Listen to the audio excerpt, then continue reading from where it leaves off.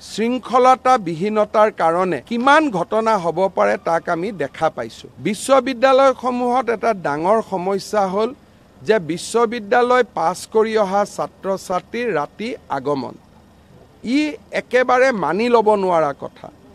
আৰু কোনো কাৰণতে বিশ্ববিদ্যালয়ত এক্স বৰ্ডাৰসকল বিশ্ববিদ্যালয়ৰ হোষ্টেলত যাব নোৱাৰে।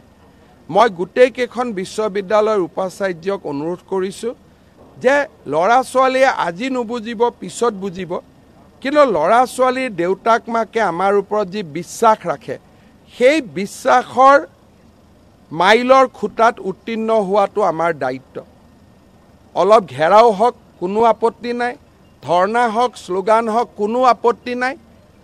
ক'ৰবাত যদি উপাচাৰ্যজনে চৰম ত্যাগ কৰিব লাগে তাকো কৰক, কিন্তু দেউতাক মাকে আমাৰ ওপৰত যি বিশ্বাস কৰি ল'ৰা ছোৱালীক হোষ্টেলত পঠিয়াইছে তাৰ লগত কম্প্ৰমাইজ হ'ব নালাগে।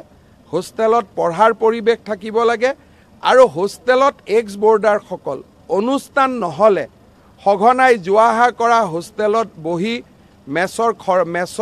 মেছত ভাত খোৱা আৰু বিভিন্ন ধৰণে আড্ডা পাতা এই কথাবোৰ বন্ধ হ'ব লাগে।